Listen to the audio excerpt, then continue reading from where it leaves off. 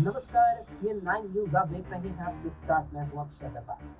बिहार में कल यानी सोमवार को लोकसभा चुनाव के लिए एनडीए के सहयोगी दलों के बीच सीट समझौता हो गया। इस समझौते में उपेंद्र कुशवाहा की पार्टी के लिए राष्ट्रीय लोक मोर्चा को सीट शेयरिंग में एक ही सीट दी गई है।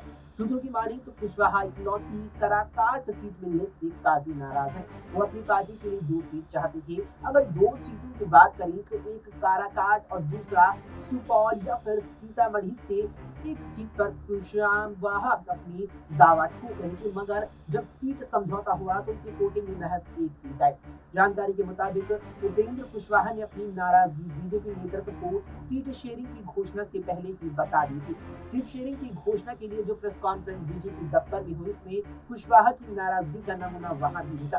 कुशवाहा ने उस प्रेस कॉन्फ्रेंस में अपनी पार्टी का कोई भी प्रतिनिधि नहीं भेजा। बीजेपी दफ्तर में सीट शेयरिंग की घोषणा के लिए जो प्रेस कॉन्फ्रेंस हुई, उसमें बीजेपी की ओर से बिहार बीजेपी के प्रभारी विनोद तावड़े, उप मुख्यमंत्री और बिहार बीजेपी के अध्यक्ष सम्राट चौधरी, रामविलास लोजपा की तरफ से राजू तिवारी और जीतन राम मांझी की पार्टी से रजनीश कुमार शामिल हुए थे, मगर उपेंद्र कुशवाहा की पार्टी की यहाँ प्रतिनिधित्व करने वाला कोई भी नहीं था।